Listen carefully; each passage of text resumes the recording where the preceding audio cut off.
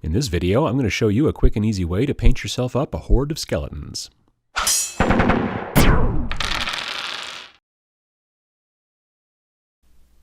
This is going to be the first episode of my new quick and easy painting tutorials. And this one's going to be quick and easy painting skeletons. You probably can't see him. Now, I've got a bit of a cold, so I'm still a bit congested, but we're going to muddle through. Step 1. After all of these steps, after this first step, I will not be numbering the steps because I'm not going to be able to keep track. But step 1 is to build your skeleton. So you find some sort of skeleton you like. This one happens to be a Games Workshop Vampire Counts type skeleton. And you put it together, you put it on a base, and you also texture it. I'm one of those guys who thinks it's best if you texture your models before you prime them, because I like to do that first. I think that it's important to help get another layer of paint on top of the stuff that you put on there, the grit and the sand and whatever, because it helps to keep it stuck down. This is just you can do it your own way, but that's the way I like to do it. All right, so next step, once you've got it done and built, is you want to prime it.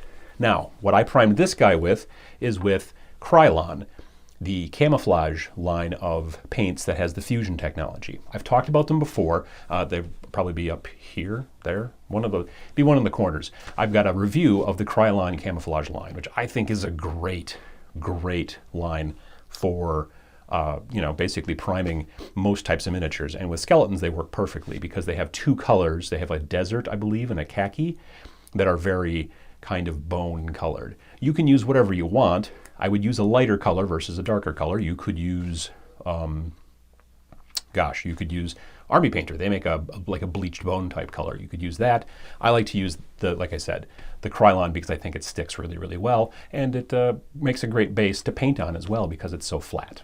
Okay, next step is to stick your model to a thing that you're going to hold while you paint. You do not want to hold the model by the base while you paint because it's just a very tenuous grip at best, and I have dropped I don't know how many models in the past before until I started sticking them to something. You can use a paint pot, you can use pill bottles like I do, you can use whatever you want. This is poster putty. Some people call it blue tack. Let's see if we can get it here in the thing. So I've just got it stuck to the camera. I've got it stuck to the pill bottle, and you just take it from here, and then you take your model, where you're going to see over here, and we just put him. This is maybe a little bit bigger of a glob than I need, but you just stick him in there and twist. Hold by the base. Obviously, do not hold by the model when you're pushing down because you'll bust that model right off the base. So grip the base and try to just gently but firmly twist until it's on there and it's not going to come off. Now you've got yourself a nice big handle for holding onto your models. I've talked about this before as well in a how to hold onto your miniatures video. But the nice thing is that you can hold it upside down to paint. You can do whatever you need to do. And this is your step, at which point you are going to now start painting. Okay, now here comes the next step. As I was mentioning before, what we're going to be doing is going over the top of this tan color. And the very first thing that we're going to do is we are actually going to underpaint anything that is not bone colored. So his shield, let's go over here on the camera. His shield's going to be painted in a color, and his sword, he doesn't really have any clothes or armor or anything like that on, so that's pretty much going to be about it. He's going to have these two things. There's a little bit of something going on over here. I don't know what quite that is, but that stuff is going to be the stuff that's going to get undercoated, and we're going to throw some color on there. Now, by undercoat, what I'm talking about is I'm going to be putting on mostly black because I want his sword to be silverish, so black is a good color for that. If you wanted his sword to be gold for some reason, I would throw a chocolate brown down. I'm also going to make his shield also metallic. So in that situation, I'm going to throw down a black underneath that. So we've got our wet palette, we've got our black, and I'm going to throw down some paint. Blurp, which I don't think you can see. Oh, maybe you can't see. Okay. All right, so we wet our brush, we get our piece of paper towel. I'm using cheap, crappy Games Workshop brushes because I'm not that good of a painter. If you want to go out and buy expensive stuff, you can, but I'm using the relatively inexpensive stuff. So let's see what we got here. We got our model, and we're going to paint. Got to throw some black, just quickly covering his sword. And you're putting it on in, I don't want to say super thin coats, but not super thick either. I'm going to be honest, this is difficult for me because I normally hold the miniature a lot closer to my face. I'm usually like this, but then you won't be able to see it in the camera. So this has taken a little bit of work. So I'm going to get the back part of the sword, and I'm going to do that. And I'm going to get back here. That's cool too. So you're just going to basically color the parts that need to be metallic in this situation, and then go from there. So I'm going to just skip ahead, and then we'll go to the next step. Okay, so now I've got all the parts that are not skeleton bone colored undercoated, and I've done all of them in black because really he's got a metal shield, a metal sword, and some weird little things hanging off of his legs here. I don't know if you can see them or not. They're just these weird little, I don't know, shin guards, except they're too high. Thigh guards, I guess. Skeletons love to keep their thighs protected. So what's next after this? Now that we've got this guy, he's bone colored because we primed him bone. He's got black parts under parts that are going to be metal and some little leather straps. Next thing I'm going to do is I'm going to put a wash on of Seraphim sepia. So any kind of sepia colored wash is something that I would throw on next. And I'm going to cover basically the entire model and try not to spill wash all over myself. I spilled a bottle of Nuln oil, which is the black wash from GW, in my lap last week. So that was awesome. All right, so what we're going to do here is we're going to take Mr. Skeleton, who I'm going to try to get into the shot. There, no, there you go. Okay, I'm going to take a bit of a fatter brush just because I want to not have it take all day, and I'm just going to slop it on him. Now, the trick is that when you slop it on him, you obviously don't just completely slop it on him. Initial pass, you do that. But then, you know, where it starts to really start to pool up and build, you want to make sure that you go back and go, okay, well, you know, maybe now I can pull some of that away and put it in other areas. Your brush, when it's drier and doesn't have a bunch of paint in it, or wash in this case, will just kind of suck up paint, and then you can put it and deposit it someplace else. So you do that and cover this guy in sepia wash. Get it in his eye holes, get it in between his ribs, and just soak it on there. Get it on the weapons. You don't have to get it on the weapons, but definitely get it like here. I don't know if you can see it. His hand is, you know, by the shield. So I want to get it so that his hand and the shield kind of meld together as far as the one thing that wash does is it gets in the crevices between where the black part of the shield is and where the bone color part of his hand is. So when you're doing that, you're basically just, I put too much on there. What you're doing is you're getting it so it's kind of filling in that gap between the two paint colors, and it sort of makes it look a little bit more natural, especially when you go back later. So yeah, I'm having a hard time keeping this in the camera. I need a better setup for this. All right, so you get him nice and slopped up, and you want to get it in the crevices. That's the whole point of the wash. You want him to be in the crevices. You want to get it on his feet. If you get it on the base that you haven't painted yet, that's okay, because in the future, at the end, the last step is you're going to paint the base. So any paints you get on the base texture are fine, because you'll just go back later and cover that all up. So this guy is pretty well covered. I'm going to touch him up a little bit, and then I'm going to let him dry, which in my case means I'm going to use a hair dryer, because otherwise it takes a lot longer for these guys to dry. If you're doing a whole bunch of guys, which you should not be just painting one skeleton at a time usually. If you're doing a bunch of skeletons, you should be doing them kind of in a assembly line situation. Make sure that by the time you're done, the first one should be dry as far as that's concerned. But if not, use a little bit of a hair dryer or something like that, and you should have it taken care of, and it'll speed things along. So we're going to do that. Okay, so now on to the next step. At this point, he's been primed. We've gone through and pre-colored his metal bits, like his sword and his shield and all that stuff, and now we've just done a sepia wash. It doesn't have to be the Games Workshop sepia wash. You can have whatever sepia wash you want. So in this situation, we're going to look at the potential to now start working in the metallics and working on those parts of his weapon. So in this situation, I'm going to start with a dark kind of silver. I'm using the old bolt gun metal from GW. I don't know what the current lead belcher or something, maybe, I'm not sure. But whatever kind of darker metallic you like to use, whether it's Vallejo. I've got some Vallejo paints here, I've got some Reaper paints, and I've got some GW paints. I stick to whatever, works best, I think, for me or whatever I happen to have. So we're going to take a little bit of the silver here, and we're going to take our little brush. Now, again, I would definitely make sure that you are going to take your silver paint and you're going to put it into someplace in your wet palette, because the wet palette is super important. It helps to keep things thinned out. So that's what I'm doing here. The wet palette video is one of my most popular. You should watch it and get to start doing it, because wet palette has changed the way that I paint. It makes it so much better. All right, so here's what we're going to do. Not spill the silver. We're going to start out with, God, this is difficult to get this guy in the shot. All right, there we go. There he is. So we're going to start with his shield. Now, the trick is that he's got like little pits in his shield because he's a skeleton and he doesn't get the best gear. Like his stuff's been laying around for a while. So we're going to use that to our advantage a bit. So we're not going to dry brush necessarily yet, but we're not going to make sure we get it into every last nook and cranny. It's a kind of a very heavy, wet dry brush. That's not even a thing, but you know what I'm saying.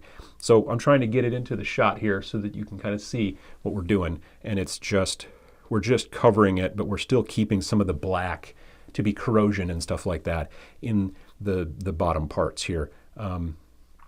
There's like a pit here and there's a big pit there and some maybe holes, whatever they might be.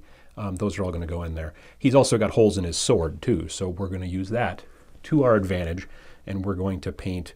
I'm going to try not to shake the table, and we're going to just rub it over there, and anytime it doesn't get in the holes, we're okay with that. So, am I even, yeah, okay, good.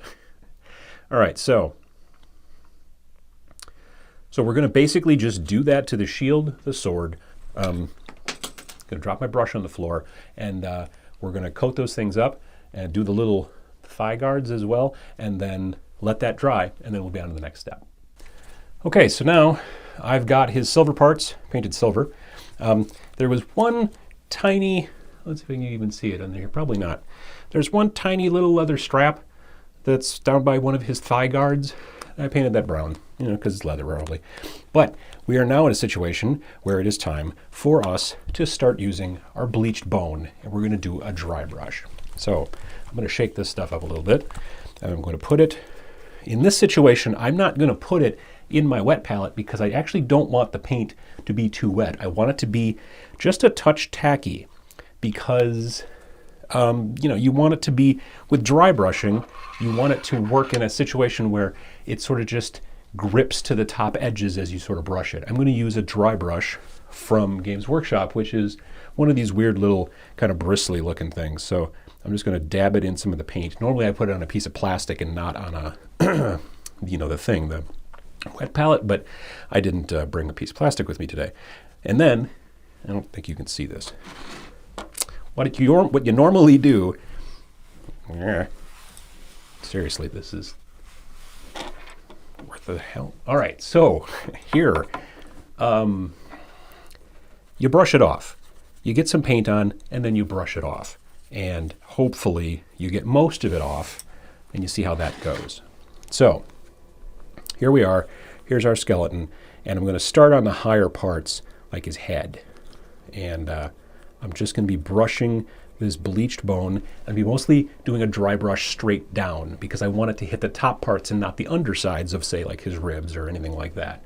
So I'm going to be doing that, and I'm just lightening up the whole guy. Now, if I get some on the metal parts, that's okay. We're just going to look at that as a highlight because we're going to end up throwing a little bit of wash kind of over everything again in a bit of while anyway. So I'm putting on a little bit too thick now because I'm not paying attention, and it's very difficult to talk to two different cameras and get this shit together all at once, but I'm giving it a try. So, and you could always go back and kind of touch things up, obviously. That's the way that these things work. So you're just gonna keep dry brushing. And again, top of the head is super important. You want to try to get as much of this bone color on top of the head because that's the part that's hitting, being hit by the light. If he's outside, if he's a skeleton, you know, who's walking around outside all the time, the sun is bleaching the top of his head, and he doesn't care because, you know, he's a skeleton. So, yeah, I'm going to go through and dry brush the rest of his bits, his ribs and his legs and all that stuff. And then we're going to go on to the next step after that. Okay, so now I've finished dry brushing our model and getting him all more bony looking. We can maybe see over here, hopefully.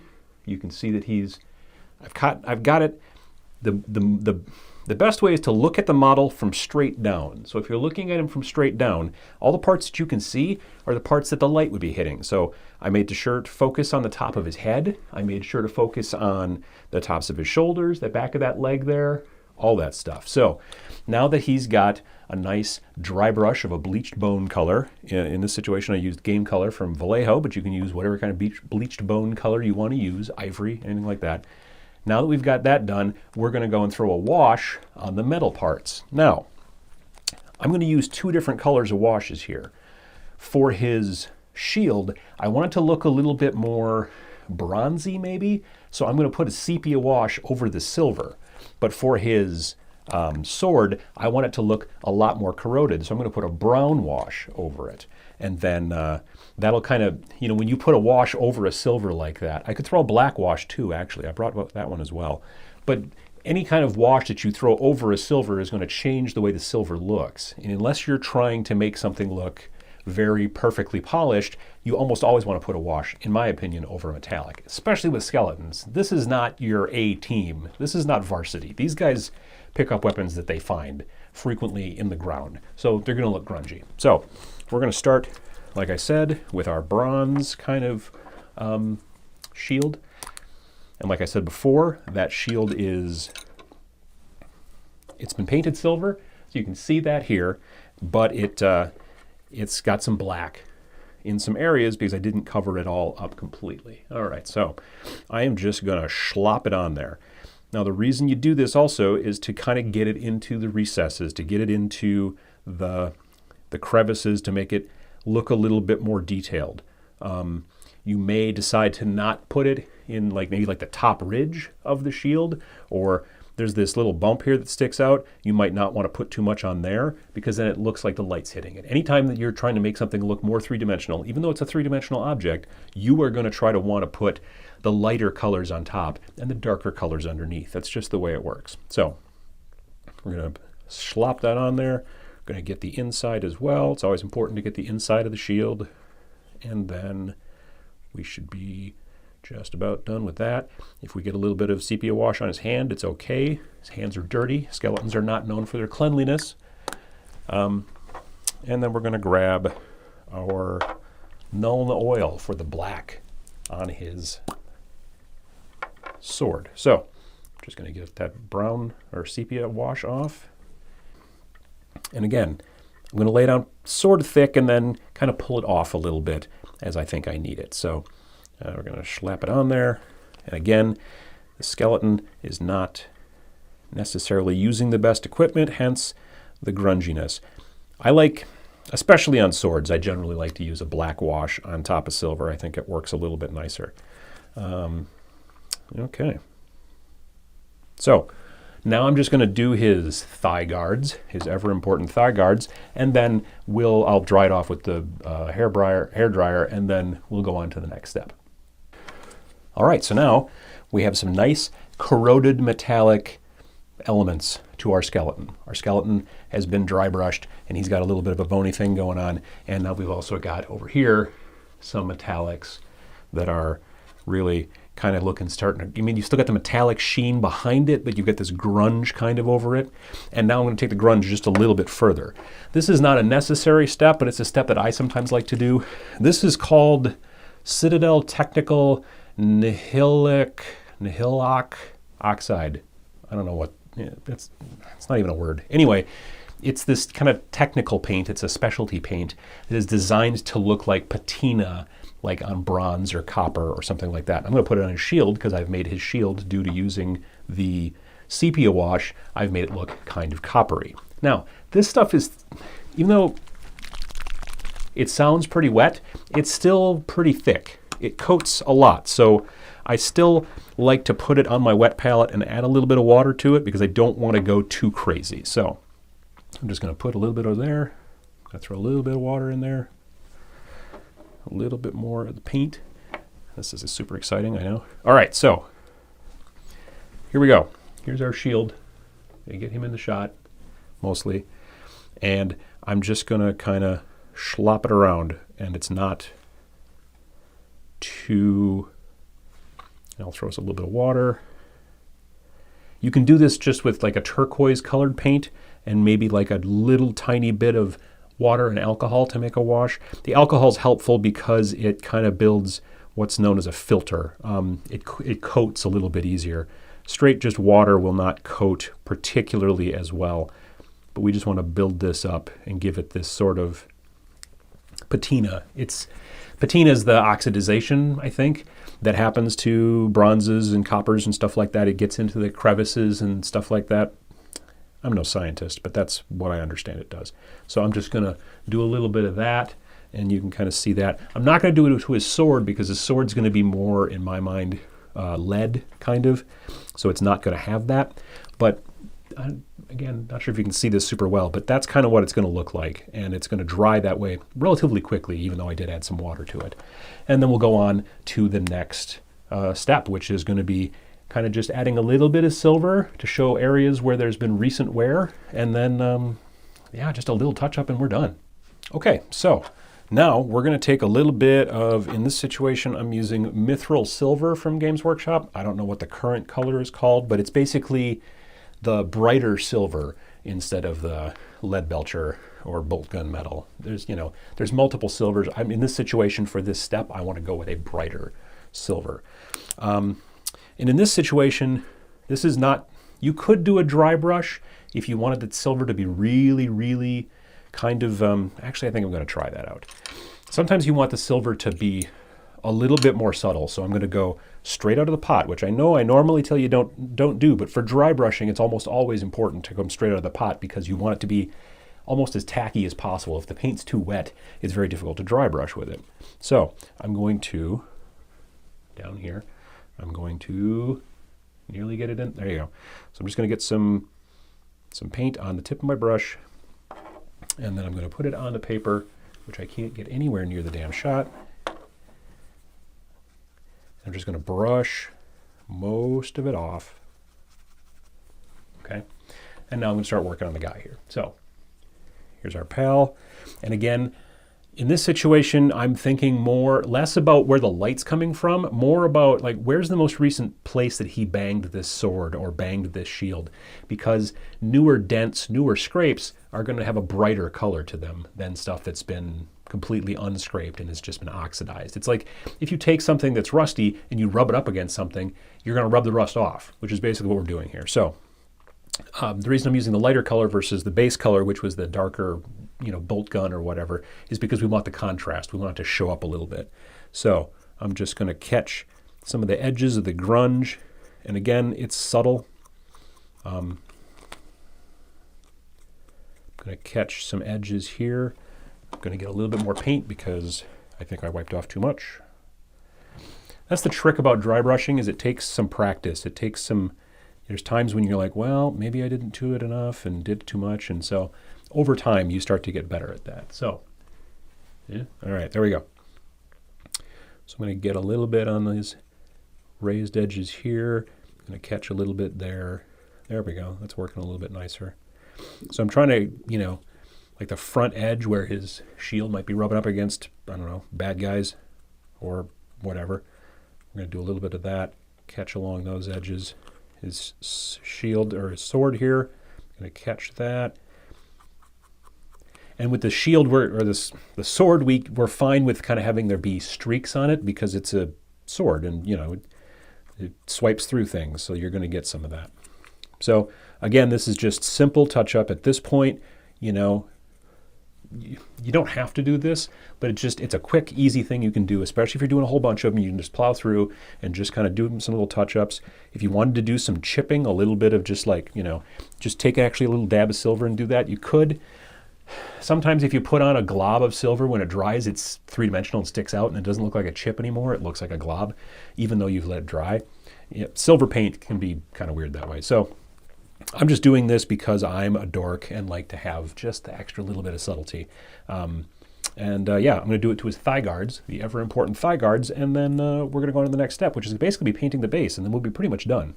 Okay, so we've got our skeleton. He's mostly done. Like, you could go through and do a little bit of touch up, maybe throw a little, like a darken a little recess here with some wash, or you could touch up his sword or his shield a little bit more to give it a little bit more contrast. Like I said, I'm usually more of a low contrast painter. A lot of people like their models to look awesome from a distance. I like them to look good here.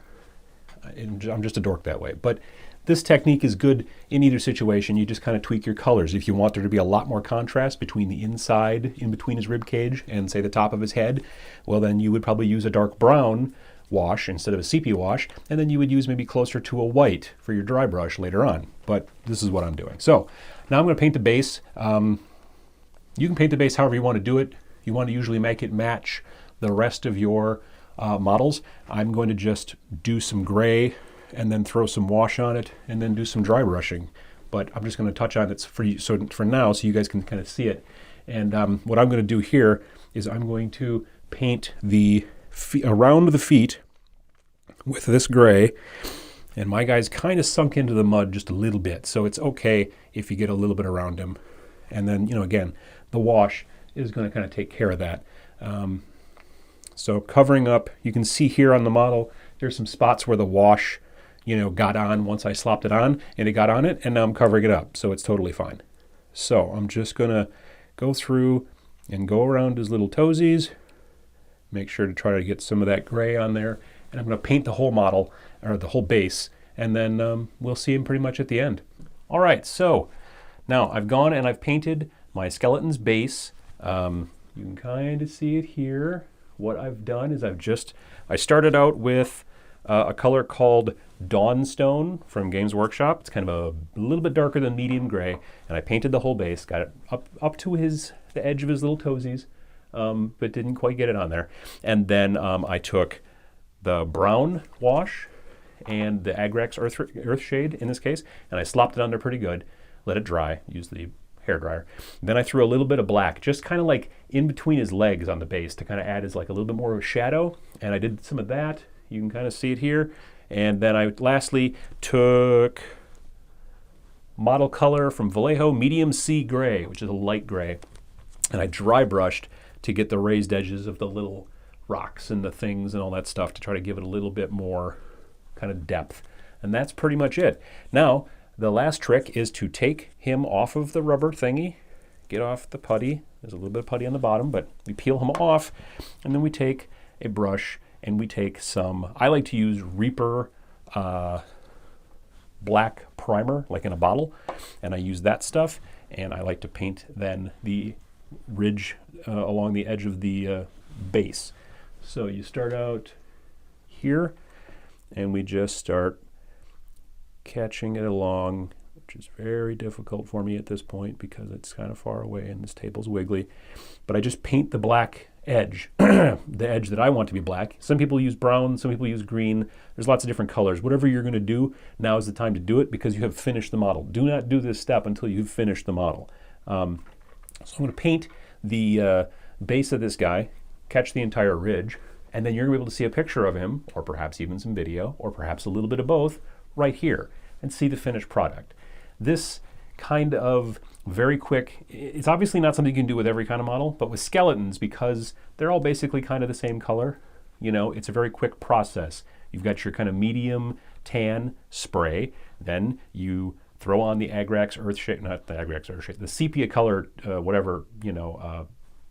wash, and then you go back over with like a bleached bone or an ivory and do your dry brush, and that pretty much takes care of your skeleton. If you want him to look really sun-bleached, you could then do another real light layering of white or something like that, specifically in the top of the head. But that kind of work is going to get you loads and loads of skeletons, and skeletons rarely kind of hang around just by themselves. They're not known to be loners. They're usually out walking around in groups. You can paint a whole bunch of skeletons at once, especially in a assembly line situation. And yeah, crank through them and have an entire skeleton horde.